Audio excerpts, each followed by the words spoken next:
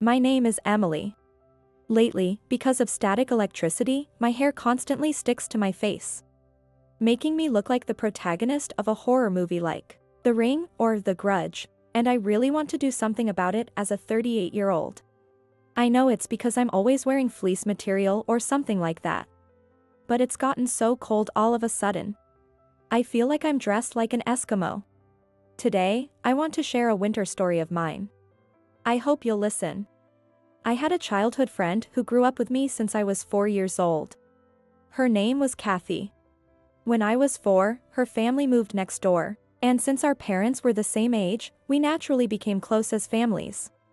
When she was young, Kathy was shy and quiet.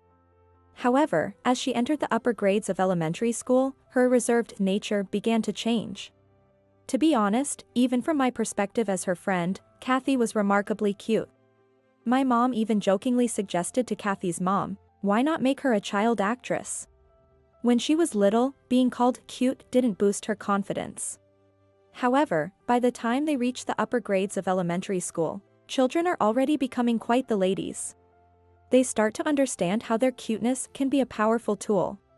In fact, once the other girls realized how cute Kathy was, they gathered around her like an entourage. They started imitating her hairstyle and wearing the same hair ties, creating many a Kathy clones.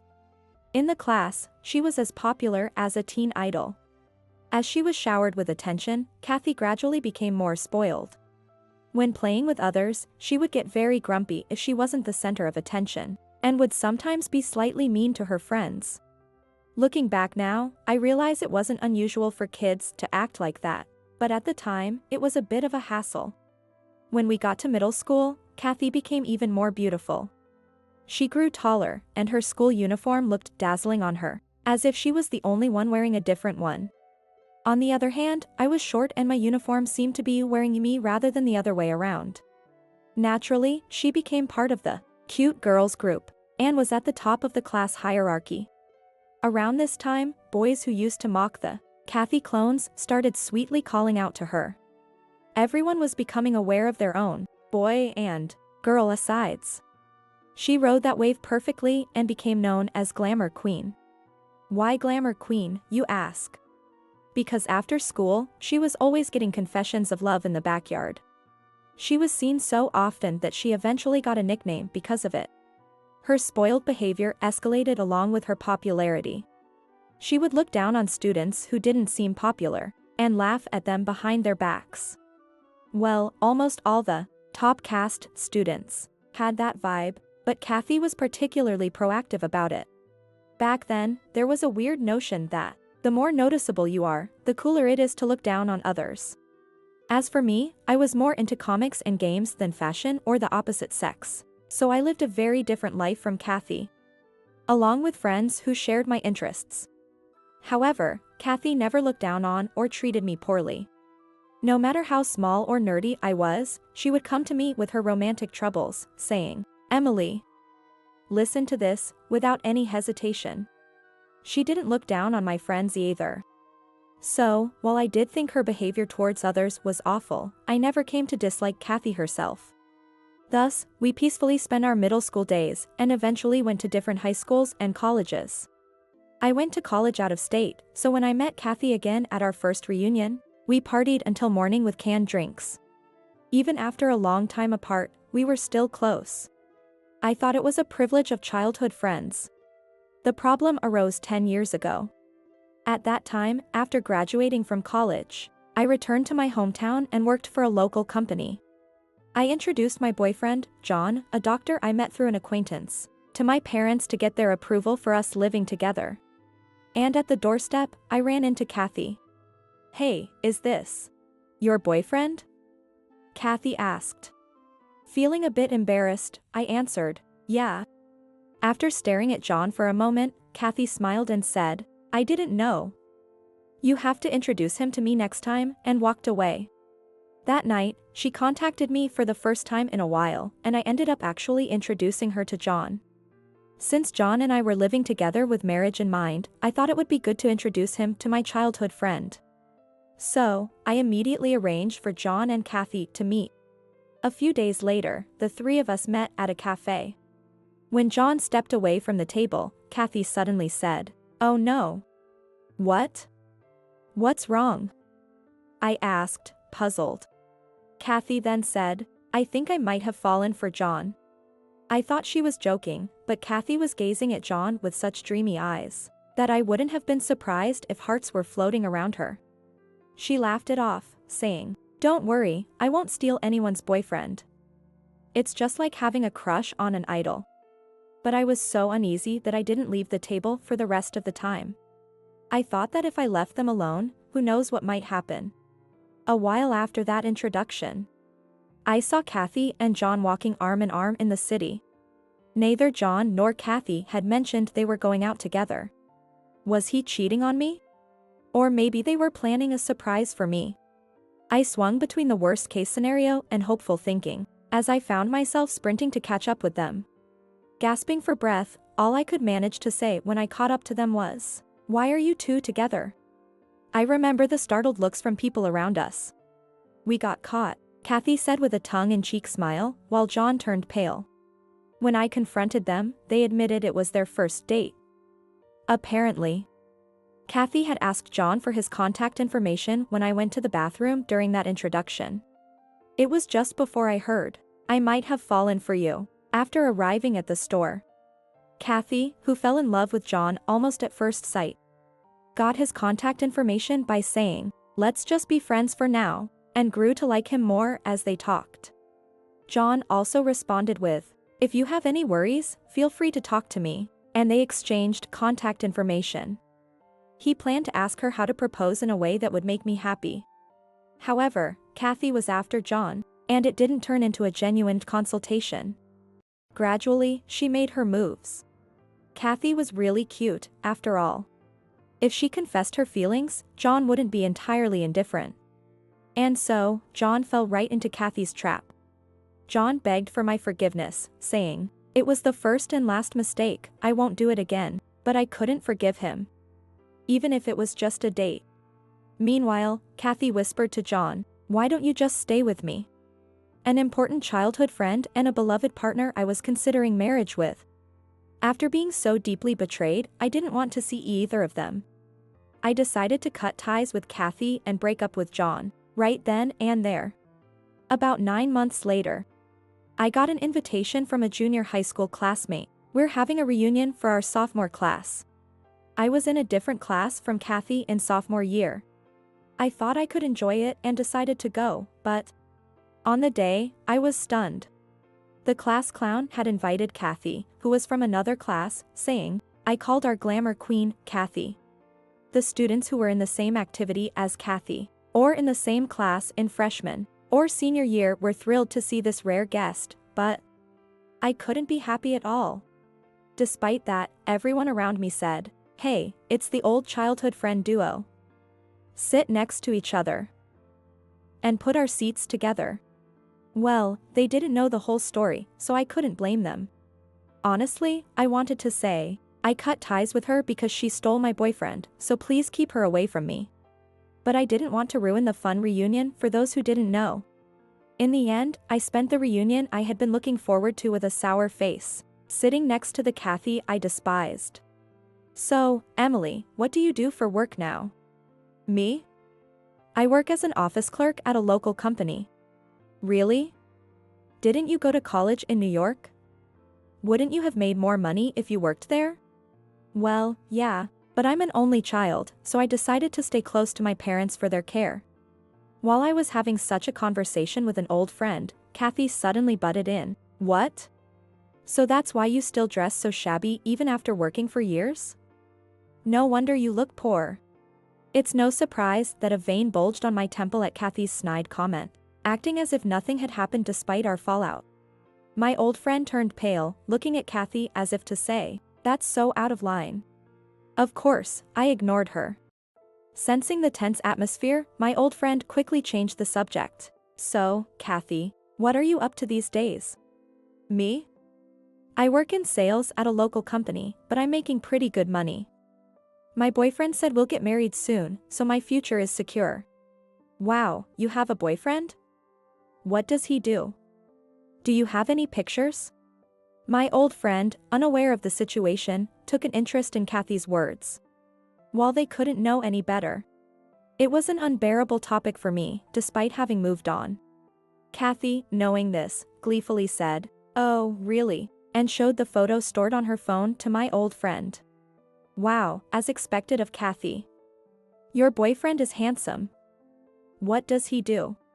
Thanks. He's a doctor. His annual income is over $100,000, so I'll probably quit my job when we get married.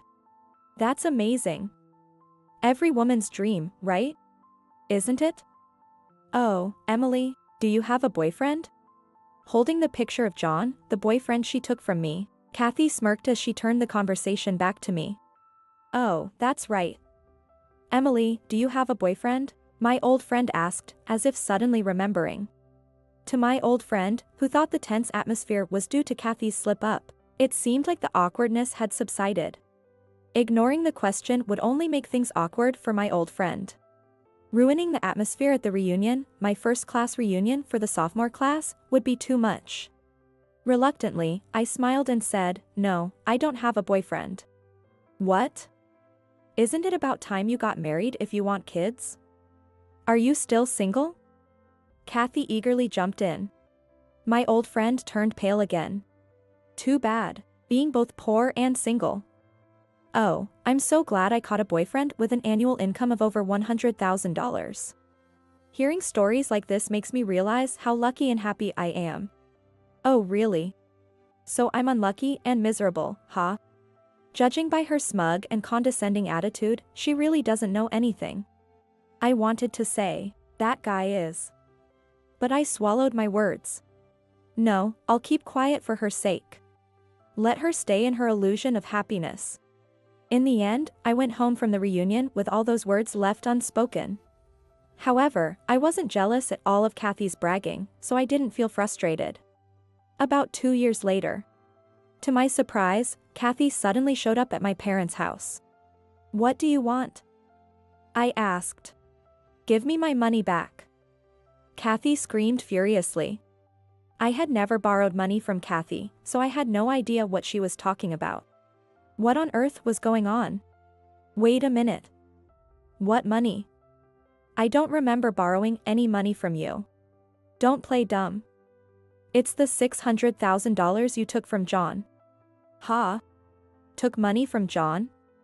Me? I had no idea what she was talking about. According to Kathy, when they were about to get married, John told her he had debt. And he claimed that the debt was because of my extravagant spending when we were dating. Because of that debt, he couldn't marry Kathy. No. It's not possible for an ordinary woman's extravagant spending to create a debt of $600,000. If I had been spending enough to put someone in debt, I'd be decked out in brand name clothes by now. Ah, I see. Kathy still doesn't know the truth. As a kind childhood friend, I'll enlighten her about everything. Do you really think that debt was caused by my extravagant spending? John himself said so, there's no other reason. Because of you, I can't get married. Enough is enough. Hey, has John been working more night shifts lately? Huh? Why do you? Well, even if that's true, so what? Well, it's not my business. Sorry. Forget I said anything. Now, please leave. When I casually backed off, Kathy let out a small, "What?" and openly grimaced. Oh, come on. Yes, he's been working more night shifts. So what? He's in demand, so of course he's busy. I couldn't help but grin at Kathy's words. What if I told you he's in demand by a girl and a bar owner? What? What are you talking about? I mean, the people expecting John at night aren't his medical colleagues, but the owner of a bar and his favorite girl there. What does that mean? Are you saying he's been going to a luxury bar instead of working night shifts? Bingo. The moment I said that, Kathy's face turned red with anger. I don't know if you're jealous because I took your man, but stop making things up. She shouted. But unfortunately for her, it wasn't a lie. John, being a doctor, often went to bars with his colleagues and superiors under the guise of relieving stress. This had been happening since we were dating. Well, I guess that's how wealthy people play. Or something like that. But since it was just drinking with girls, I didn't think much of it. For example, if I frequented a bar and fell for one of the barkeepers, I'd realize, it's just business, and snap out of it. I knew John wasn't that foolish, and he always kept clear boundaries. Once, John visited a bar where my friend was working, and I heard he barely engaged in any physical contact because he said he had a girlfriend. So, I never worried about him cheating or getting too attached to the girls at the club. It's like buying a lottery ticket despite hating gambling. A bit of fun as long as it doesn't go too far. However, after we broke up, a mutual acquaintance who introduced me to John shared this. His new girlfriend is very controlling. That was Kathy. Kathy demanded constant communication even during work hours, and insisted that they spend all their free time together.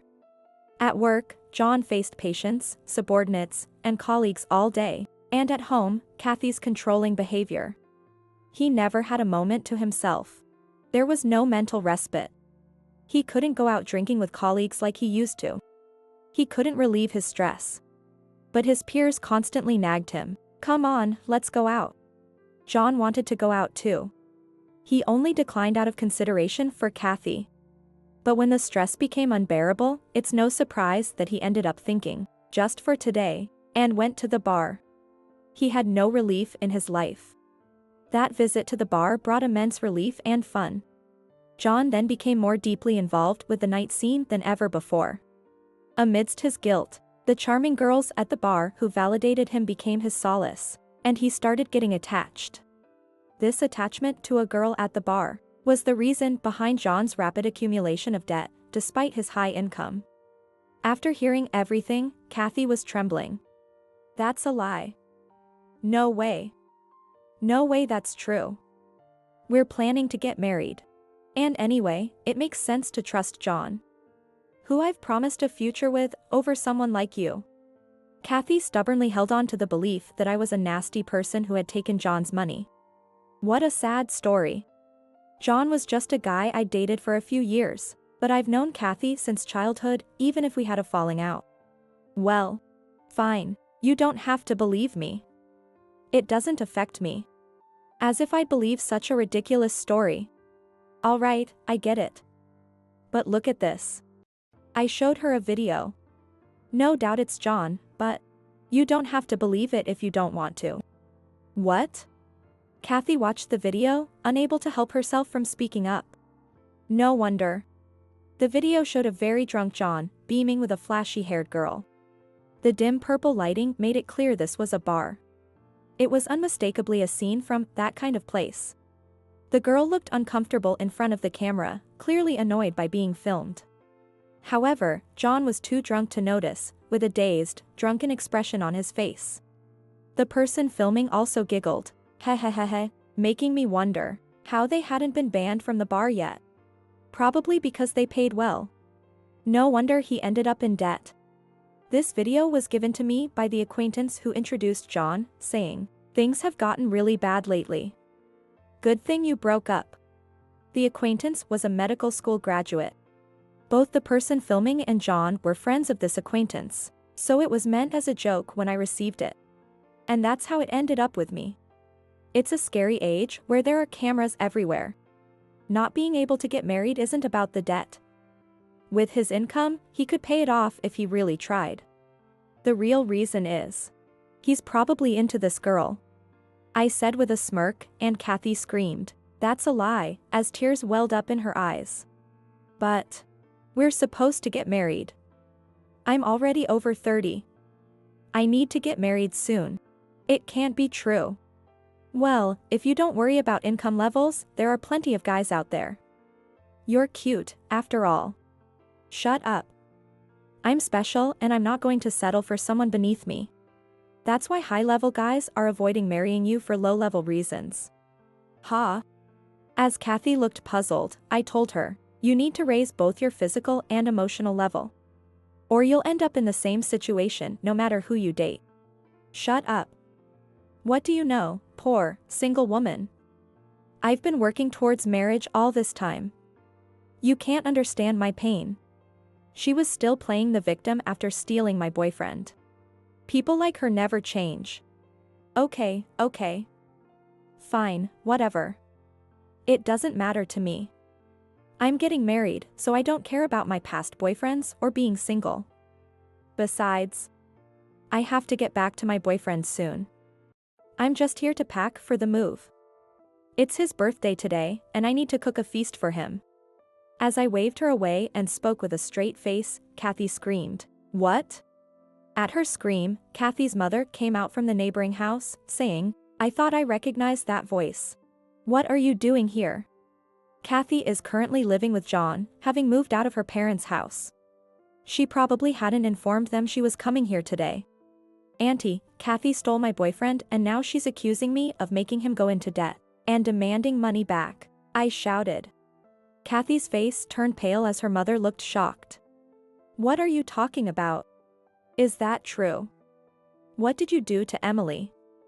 Come here and explain yourself." Kathy, who tried to accuse me, was no match for her mother. She was dragged back inside the house without a chance to defend herself. Later, I heard her mother yelling, "What kind of daughter are you?" from their house. After I returned to my boyfriend's place, my mother told me, Kathy's mother came over with Kathy to apologize. Kathy had been severely scolded, and her eyes were swollen from crying. My mother, who knew nothing about what happened between John, Kathy, and me, was shocked by the whole thing. Kathy's mother is a former martial art champion, and she's really scary when she's mad. I once got in trouble as a child for a prank and cried so hard when she scolded me. After that, Kathy's parents got angry, saying, "We won't approve of you marrying a man who easily switches women." And she ended up breaking up with John. Her mother then stripped her of all her savings and other assets, telling her to straighten up. She was ordered to send all her earnings, except for rent, utilities, and a fixed living expense set by her mother, to her parents for the next 10 years. She was not allowed to return home and was put in a 30-year-old apartment with shared bathrooms, to live there and reflect on her actions. A mutual friend who happened to see Kathy said, "Kathy, who used to be so cute, now has dark circles under her eyes and looks like a different person." Her mother checks on her regularly, so she can't do anything bad. In such a situation, no matter how cute Kathy is, romance is out of the question. By taking my boyfriend, she had also distanced herself from new relationships. Meanwhile, I got married to my new boyfriend as planned and had a son. He comes home covered in mud every day, and cleaning the entryway makes me cry, but I'm delighted by his daily growth. I can't say I never think about what life would have been like if I married John, but I'm glad I chose this life. Being a doctor's wife would mean frequent home parties and a rigid lifestyle. Now, as the wife of an ordinary office worker, I find that a normal life suits me and is very comforting. I've realized that being ordinary is also quite challenging as an adult. I hope that my family can continue living a normal life. That's my prayer.